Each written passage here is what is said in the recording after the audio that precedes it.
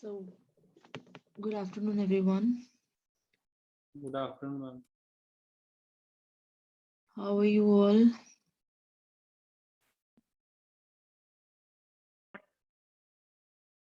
Okay, so join the class fast. अभी तो सिर्फ 3 students have joined yet. What about others? Join कर रहे हैं ना class?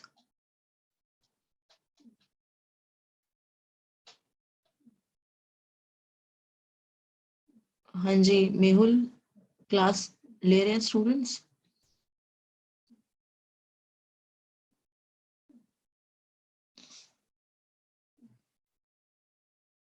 Mehul,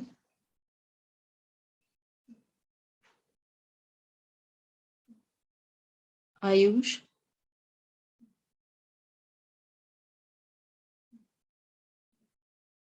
yes, am I audible? Yes, ma'am. हाँ तो क्लास ले रहे हैं स्टूडेंट्स, ज्वाइन कर रहे हैं? मैम मैक्सिमम 10, उससे ऊपर नहीं। 10 भी बहुत मुश्किल से हो रहे हैं। अच्छा, तो फिर क्या हो वो रहा है? सेकंड क्लास है आज ये, अभी आज की सेकंड क्लास है ये। कल कल लिया था बच्चों ने क्लास? कल तो 10 भी थी, कल तो 4-5 ही थे। आज सुबह एट मैक्स 10 हुए थे। तो ये लोग क्लास नहीं लेके क्या कर रहे हैं? मतलब व्हाट आर दे डूइंग? बस they are not taking classes, बस यही है?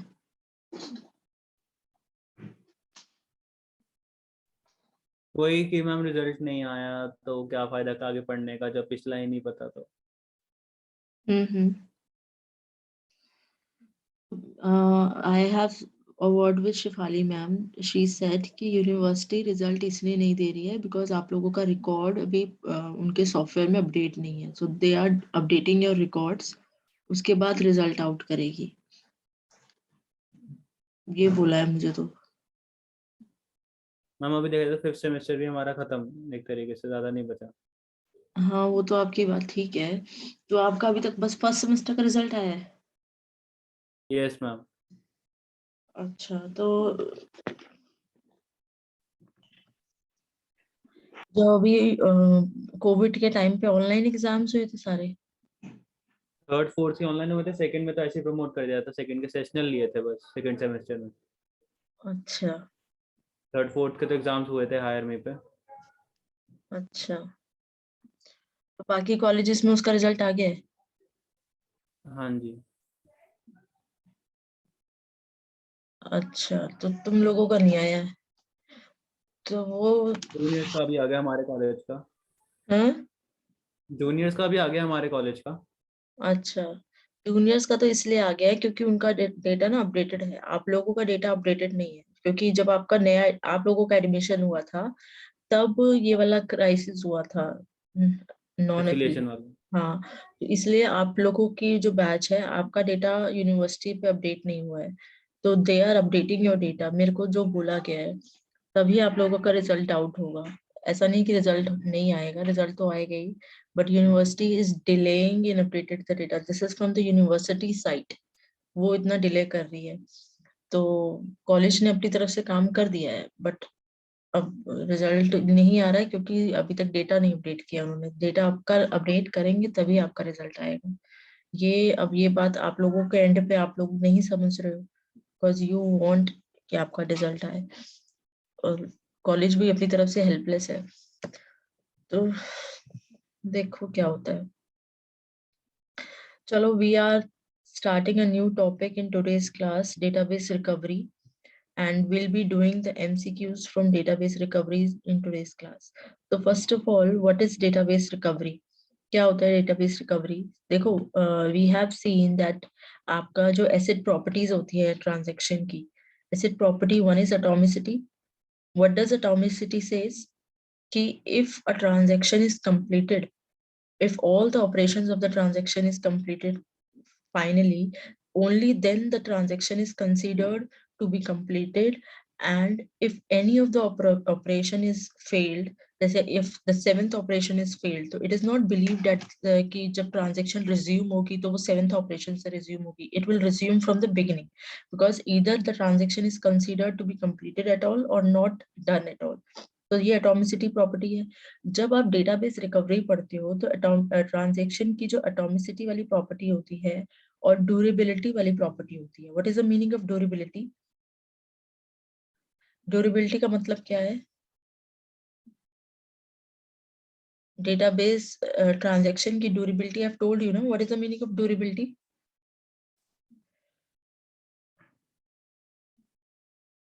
याद है किसी को?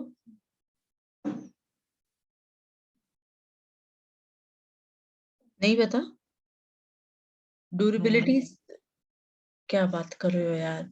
ड्यूरेबिलिटी सेज कि if the database fails, if because of any reason, जैसे ही ट्रांजैक्शन कमिट हुई और आपके चेंजेस अभी डेटाबेस में रिफ्लेक्ट हो रहे थे या डेटाबेस में रिफ्लेक्ट कर दिए, डेटाबेस जो सिस्टम है वो भी क्रैश हो सकता है ना, like any other failures, like any other catastrophic event. आपका डेटाबेस ही क्रैश हो गया और ट्रांजैक्शन कमिट कर चुकी है, तो उस केस में how will you recover your data? So what are the recovery techniques? क्योंकि durability property says that if all the changes has been committed by the transaction, it will remain in the database in any situation. You can recover the data which is committed by the transaction. अगर आपका database ही fail हो जाता है और transaction ने commit कर दिया है, तो जो भी changes transaction ने किए हैं will be recovered. So what are the recovery techniques that we are going to learn in today's class? There are many recovery techniques. उसमें से पहली टेक्निक हम बोलते हैं log based recovery. Log based recovery क्या होती है? और have you heard of the file name called system log? System log सुना है कभी? Yes, ma'am. What yes is the ma'am सुना है। what is the meaning of system log? Log records बनते हैं। क्या होता है log yes record? Ma'am, timing के साथ कुछ भी हाँ अगर चेंजेस हो रहे हैं तो हाँ टाइम भी नोट रहता है और इस टाइम पे ये चेंज हुआ या ये तो ऑपरेशन हुआ। yes, so these are the log files, or you can say that the system log files, which are basically maintained in order to go for any recovery operation. अगर आपको database recovery perform करनी है तो पहला method जो हम follow करते हैं वो हम फाइल सिस्टम लॉग फाइल्स के थ्रू करते हैं। These files are hidden files, they are not directly accessible by the users, so these system log files are being maintained. अगर आप database system की बात कर रहे हो जिसमें you are carrying out a schedule जिसके अंदर multiple transactions है, let me show you the example of a system log file first.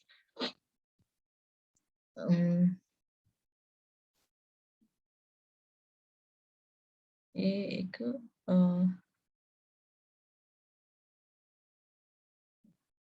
यहाँ पे मैंने खोला तो था।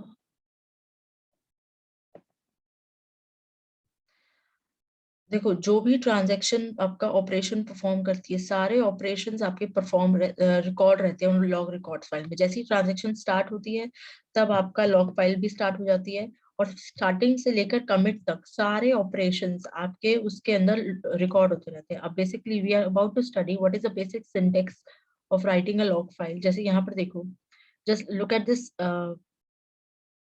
Figure number 16.2।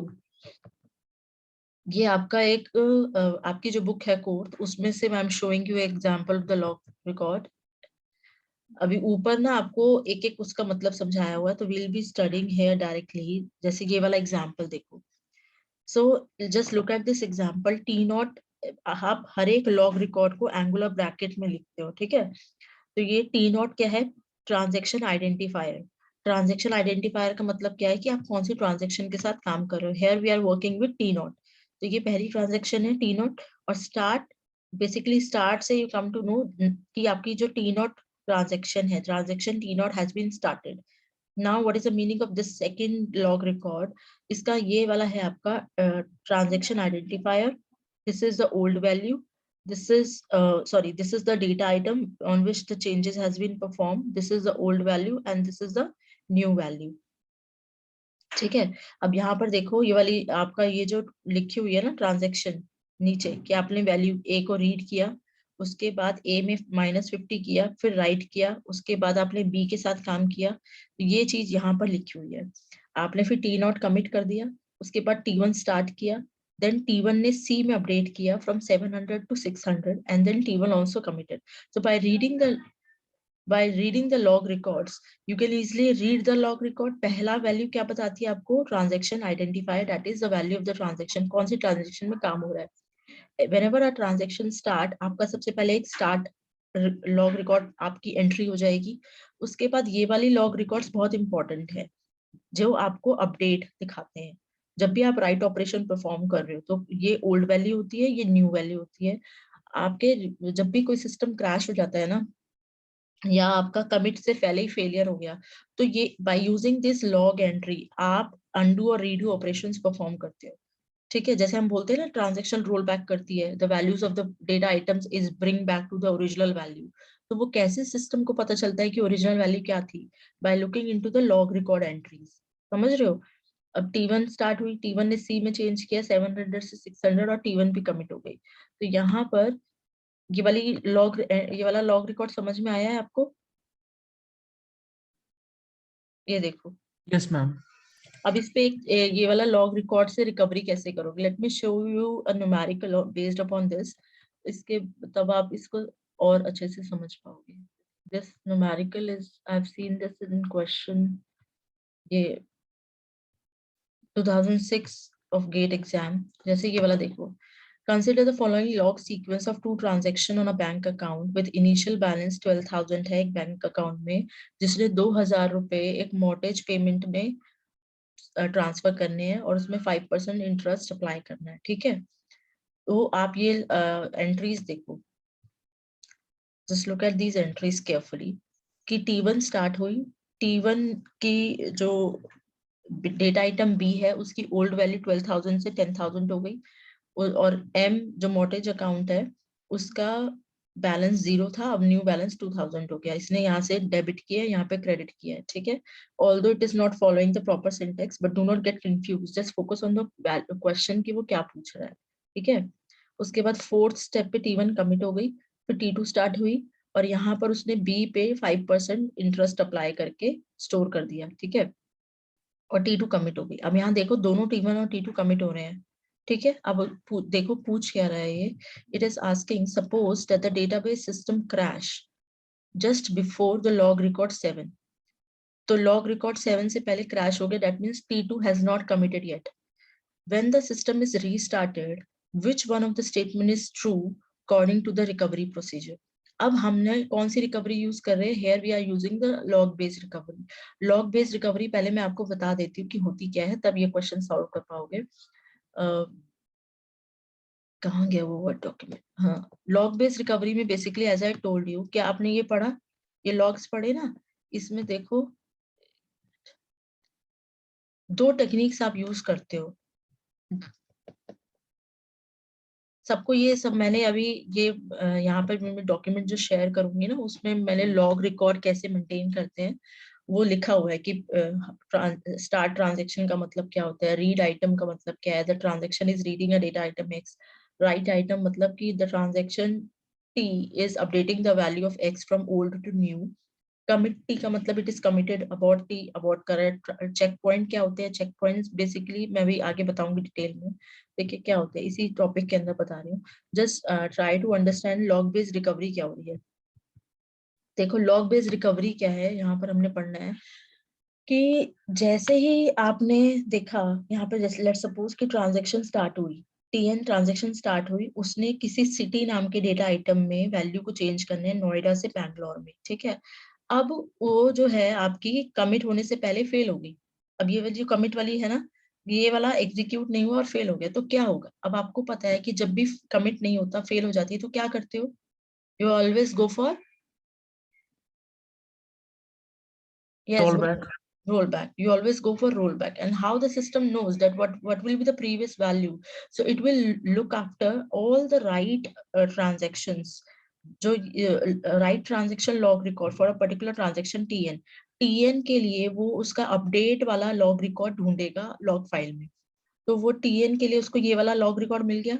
यहाँ से उसको मिल गया कि जो सिटी की प्रीवियस वैल्यू बैंगलोर ना होके नोएडा थी, तो उसने रोल बैक किया from Bangalore, it is now updated to Noida, back to Noida. तो ये प्रोसेस होता है by looking after the log records. अब बैक टू द क्वेश्चन.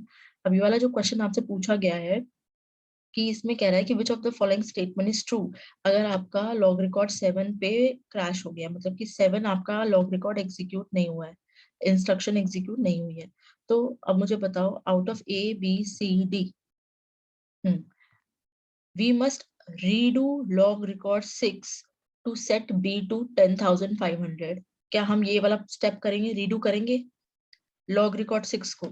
यहाँ पर फेल हो गया तो ये वाला अभी अपडेट नहीं हुआ, तो हमने लॉग रिकॉर्ड 6 को रीडू कर दे, दोबारा से 10,000 को 10,500 अब में अपडेट कर दे, या we must undo the log record 6 to set to the value of B to 10,000 and redo the log record 2 and 3। log record 2 and 3 ये वाले जो 2 में क्या हुआ है कि जो B की वैल्यू थी वो 12,000 से 10,000 हो गई और M की वैल्यू 0 से 2,000 हो गई, इनको रीडू कर रहे हैं, that means we are reperforming the operation. और we need not redo the log record 2 and 3 because the transaction T1 has committed, and the last is we can apply the redo and undo operation in arbitrary order, कुछ भी कर सकते हैं because they are idempotent कि इनकी कोई इतनी significance नहीं है। Which one is the right option? हाँ जी, सी। किसने बोला ये? Ayush. Yes ma'am. Why we need not redo, हमें redo नहीं करना चाहिए, क्यों नहीं redo करना चाहिए, बताओगे जरा। T1 तो कमिट मैम हो वो गया ना। कमिट पहले कर चुका है, वो डेटाबेस में अपडेट हो चुका है, तो अगर उस पॉइंट पे क्रैश भी होता है तो डाटा तो स्टोर्ड ही रहेगा। देखो अभी यहाँ पे ना इन्होंने ऐसा कुछ लिखा नहीं है कि हम कौन सी टेक्निक यूज कर रहे हैं। देखो वैसे तो वी ये वाला जो सी ऑप्शन है ना, ये कंफ्यूज करने के लिए ऑप्शन दिया हुआ है, क्योंकि ये वाला बात भी ठीक है, but this is the right option कि हमें अनडू करना है लॉग रिकॉर्ड। ये भी तो काम करना ही है ना, कि ये जो चेंजेस हुए हैं अनडू और रीडू जरूर करते हो, चाहे हमारा कमिट होता है कि नहीं होता है। देखो आपको ये वाला जो काम हो गया, बी में जो वैल्यू ओल्ड से 10,000 से 10,500 रिफ्लेक्ट कर रही है, ऑल्दो अभी आपने चेंजेस को रिफ्लेक्ट नहीं किया है, बट जो जो भी टेम्पररी चेंजेस हुए हैं उनको अनडू तो करना ही पड़ेगा ना, अगर ट्रांजेक्शन फेल हो जाएगी तो T2 जो फेल हो गई है, अब T2 ने जो भी चेंजेस किए हैं वो हमें अनडू करने पड़ेंगे, तो हमने ओल्ड वैल्यू न्यू वैल्यू से वापस से ओल्ड वैल्यू में आना पड़ेगा। और रीडू किसको करना है? अभी आपका सिस्टम क्रैश हुआ है, डेटाबेस सिस्टम क्रैश हो गया है आपका, अभी वो नहीं, यहाँ क्वेश्चन को ध्यान से पढ़ो, जहां पर चेंजेस हो चुके हैं ना डेटाबेस में, वो ही सिस्टम क्रैश हो गया है। तो T1 ने कमिट कर दिया, T1 हैज कमिटेड। तो ड्यूरेबिलिटी प्रॉपर्टी क्या कहती है कि if the transaction has committed, all the changes that has been made on a particular data item by the transaction will still remain in the database। And how do we apply the recovery techniques if the database system crash? तो यहाँ पर लिखा हुआ है कि अगर database system ही crash हो रहा है तो अब रिकवरी कैसे करोगे? तो रिकवरी हम लॉग रिकॉर्ड्स को देख के करेंगे। अब हमने क्या किया कि ये वाला जो लॉग रिकॉर्ड था 2 और 3 जिसमें आपकी ओल्ड वैल्यू से न्यू वैल्यू हो रही थी, तो हम ये वाली एंट्री को रीडू परफॉर्म करेंगे, मतलब we will again perform the operation so that we can recover the changes that has been made by T1। Are you getting it? So यहाँ पर आपका option number B is correct। We must undo the log record 6 to set the value B to 10,000 and we perform the redo operation। redo क्यों कर रहे हैं? क्योंकि जो changes T1 ने commit कर दिए डेटाबेस में, अब डेटाबेस में commit करने के बाद डेटाबेस सिस्टम क्रैश हो गया है ना, तो हमें तो अपने जो चेंजेस है उनको ब्रिंग बैक करना पड़ेगा ना, क्योंकि हमें ड्यूरेबिलिटी प्रॉपर्टी मेंटेन करनी है। समझ रहे हो Ayush?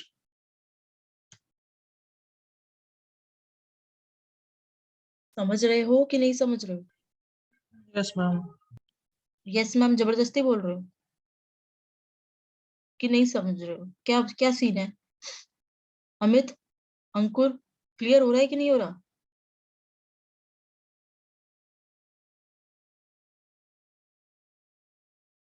Yes class, are you all listening? Yes ma'am, सुन रहे हैं। समझ में आया Ishita? You just have joined. Yes ma'am, समझ तो आया है, पर मैम T1 तो ऑलरेडी कंप्लीटेड है ना। बेटा जी T1 कंप्लीट है, ठीक है, उसने T1 ने रीडू का मतलब समझती हो? रीडू का मतलब क्या है कि जो हमने काम कर दिया वो हमारा काम गलत, मतलब कि वो काम हमारा इरेज हो गया है, and we have to redo that, we have to again do that operation. Getting it?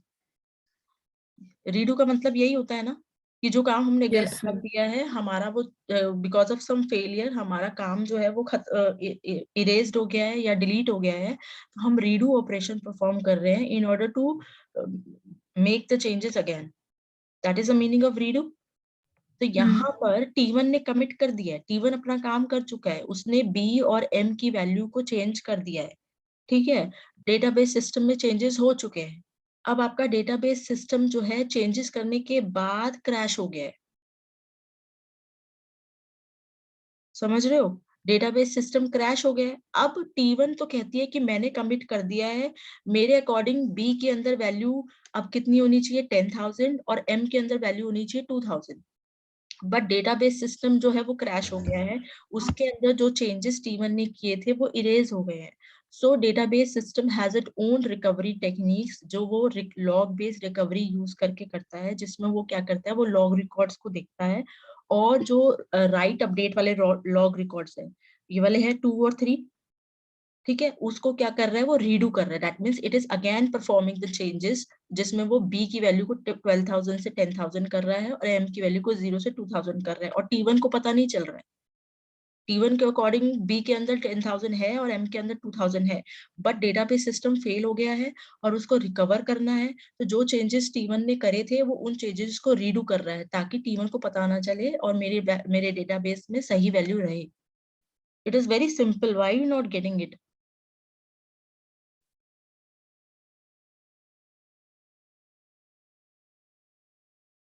हुआ कि नहीं हुआ क्लियर, इशिता? हुआ मैम थोड़ा बहुत। अरे कमिट का मतलब क्या होता है, मुझे बताओ।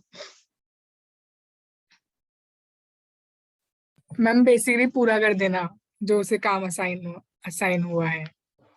नहीं, बेसिकली आपने जो भी, लेट सपोज मैं एक बहुत बेसिक सा एक लेमैन एग्जांपल देती हूँ। जैसे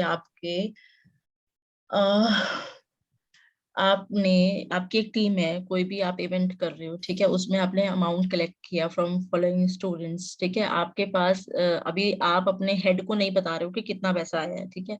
आप जब पूरा इवेंट खत्म हो गया तब आपके पास जितना भी कलेक्शन आया, सारा टोटल कलेक्शन आपने अपने कोऑर्डिनेटर को दे दिया, ठीक है, हु इज द हेड, जिसको सारा मेंटेन करना है। अब आपके हिसाब से आपने कमिट कर दिया है, आपने अपना जितना टोटल था 10,000 उसको दे दिया, लेट सपोज।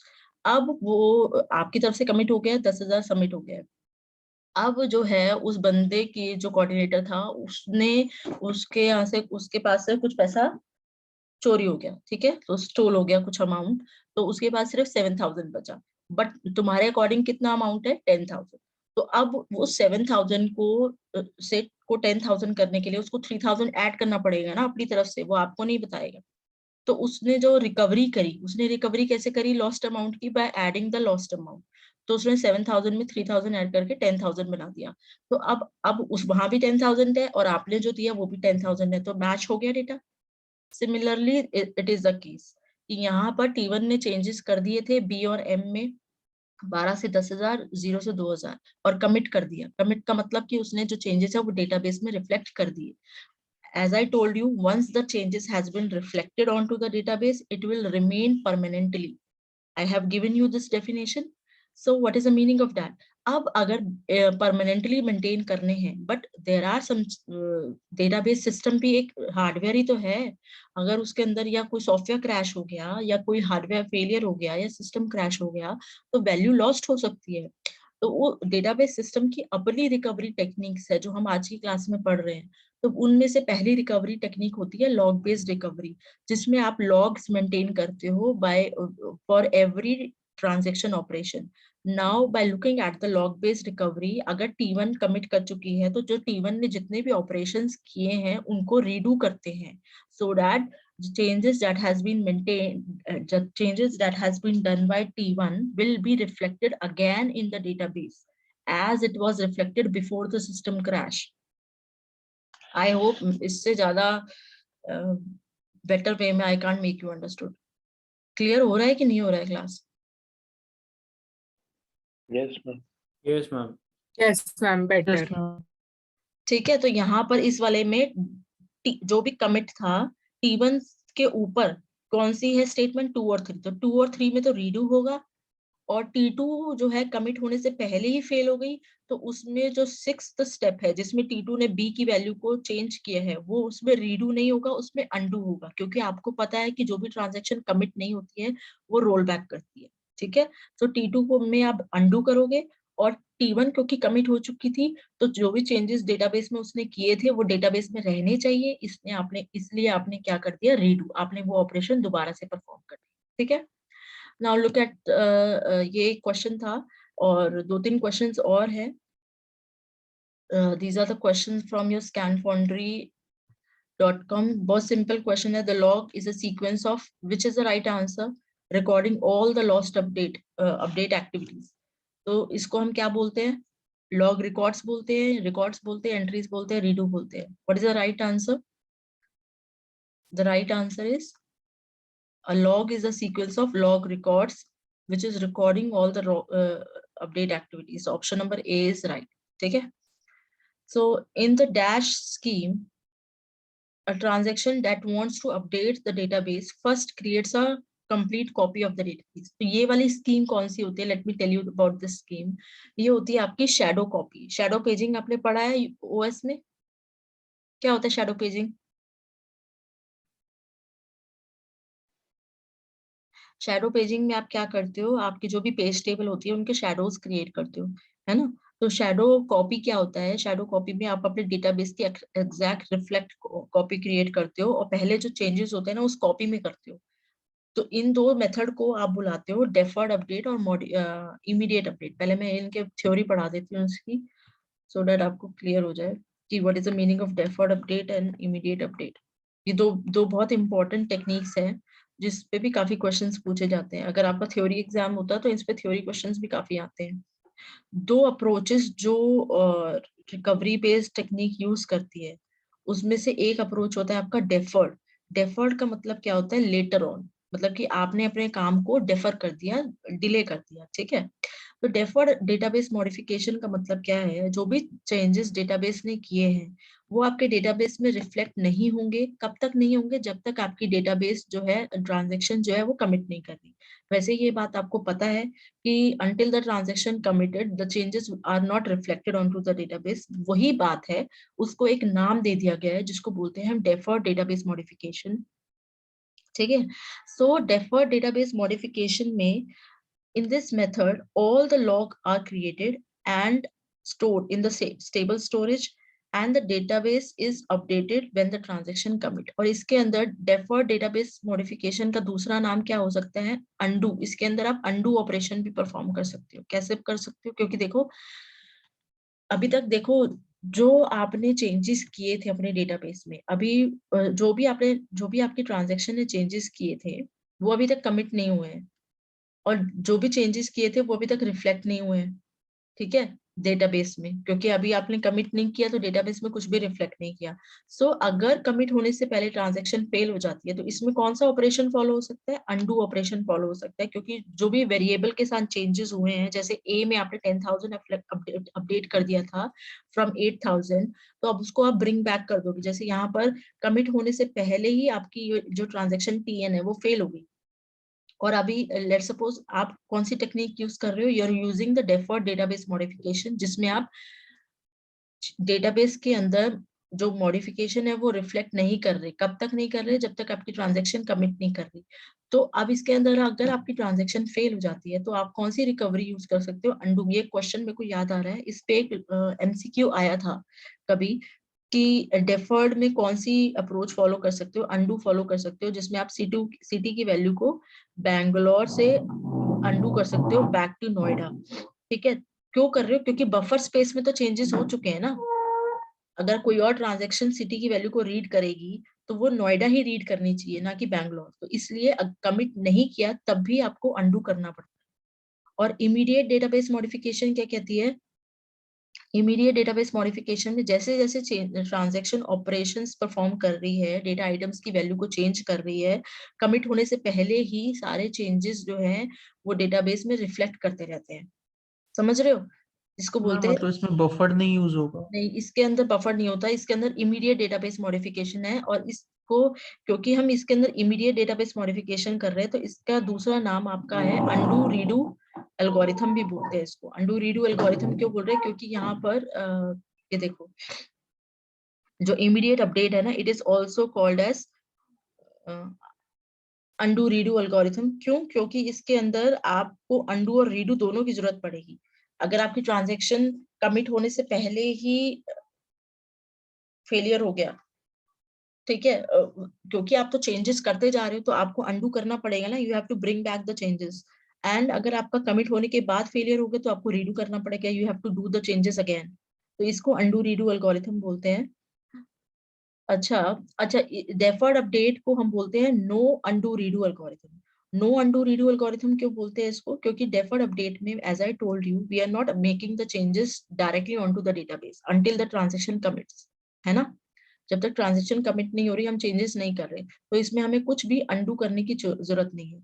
बस जैसे ही ट्रांजेक्शन कमिट करती है, हम सारे चेंजेस डेटाबेस में करते हैं। तो उसके लिए अगर ट्रांजेक्शन कमिट कर गई और डेटाबेस फेलियर हो गया, यहाँ पर जब भी डेटाबेस फेल हो रहा है, वो हम डेटाबेस रिकवरी टेक्निक्स पढ़ रहे हैं। तो डेटाबेस रिकवरी टेक्निक का मतलब क्या है कि डेटाबेस में जिसमें चेंजेस हो चुके हैं, अब उसको रिकवर कैसे करेंगे। हमारे पास एक बहुत इंपॉर्टेंट बटन होता है जिसको बोलते हैं रीडू, कि we will redo the effect of the operations, ठीक है, we will do it again. तो इसको बोलते हैं deferred update is also known as no undo redo algorithm, and immediate update is known as undo redo algorithm. ये clear हो रहा है?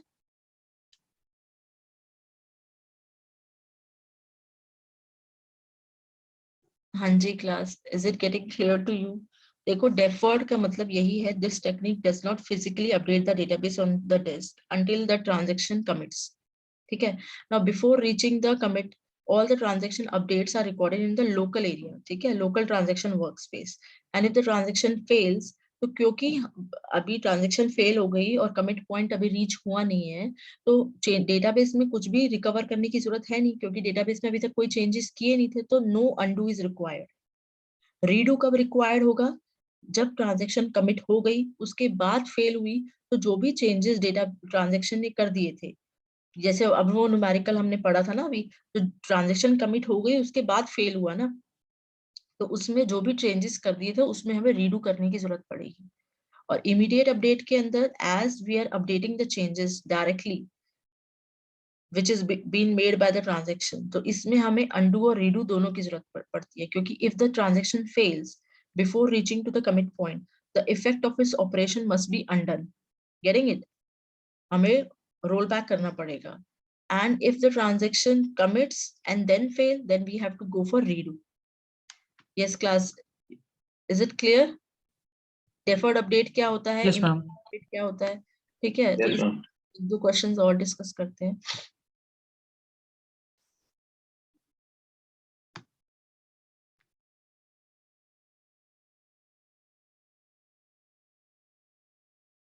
अच्छा, एक ये क्वेश्चन था, एक ये क्वेश्चन देखो, you can also go for such kind of question, just search it out, ठीक है।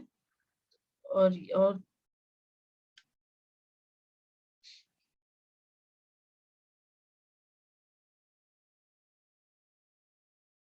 अच्छा ये बताओ, which one of the following scenario may lead to irrecoverable error in the database system? चारों में से कौन से सिनेरियो, ले आंसर ही पता चला। देख लिया आंसर? डी। हाँ, तो डी कैसे होगा? क्योंकि अनकमिटेड रीड को, जब ट्रांजैक्शन अनकमिटेड राइट को कोई ट्रांजैक्शन रीड करती है, तो उसमें आपका इरिकवरेबल एरर आ जाता है। यहाँ पर ये डर्टी रीड वाला जो ऑपरेशन है ना, वो सॉर्ट हो रहा है, ठीक है।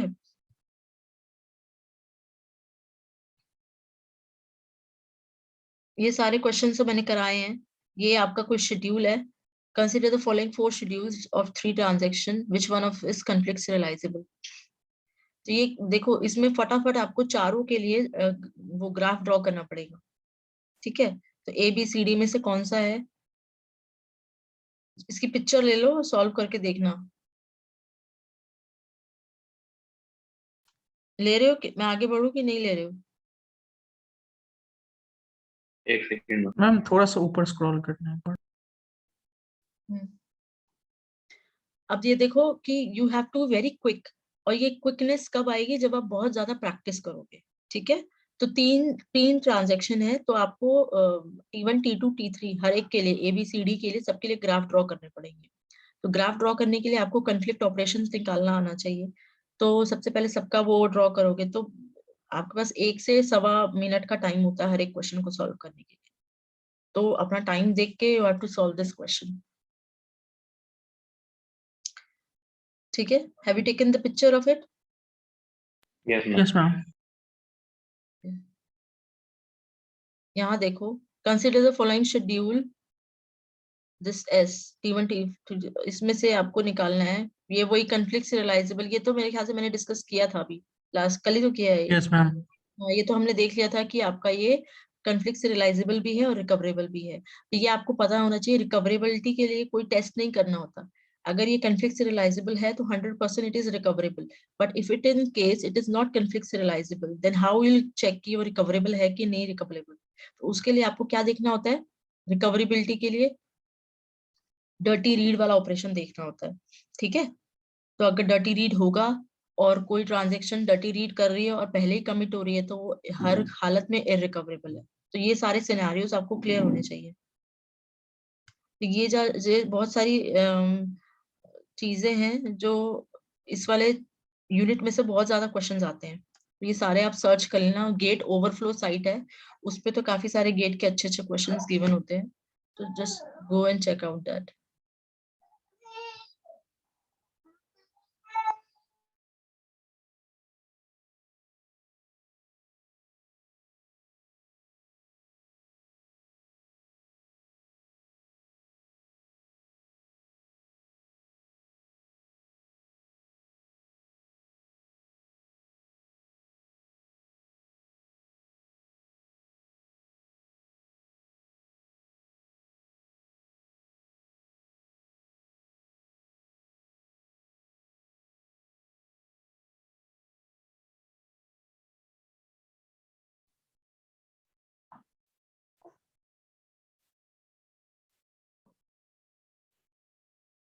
हाँ, एक क्वेश्चन देखो, an integral part of the database that can, कहाँ गया,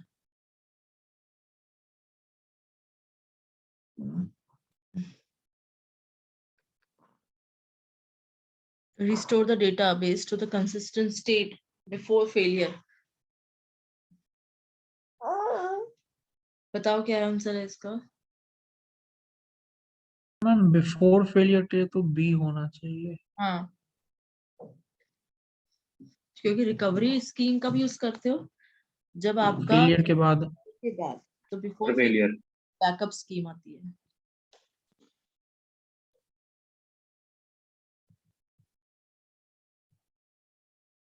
अरे, the recovery scheme है integral part of the database that can restore the database to the consistent state of the, अच्छा ओके, क्वेश्चन गलत समझा है। क्वेश्चन कह रहा है कि जो डेटाबेस को रिकवर कर सकता है consistent state of before failure, failure से पहले की जो स्टेट थी उस स्टेट में दोबारा से उसको ब्रिंग बैक कर सकता है। तो वो तो हम रिकवरी स्कीम के थ्रू ही तो करते हैं ना। अगर डेटाबेस की before failure, let's suppose database के अंदर ए और बी डेटा आइटम की वैल्यू 100 और 200 थी, तो और हमने जो भी चेंजेस किए और वो हमारा फेल हो गए, तो हमें तो वो ब्रिंग बैक कंसिस्टेंट स्टेट 100 और 200 करनी पड़ेगी ना। That means we have to bring back the database to the consistent state of before failure. तो वो रिकवरी स्कीम है, right answer. Recovery scheme use करके ही करोगे, ठीक है। The pass that determines which transaction to undo is known as, ये तो हमने पढ़ा ही नहीं है, undo pass, analysis pass, redo pass, logical pass, क्या क्वेश्चन है?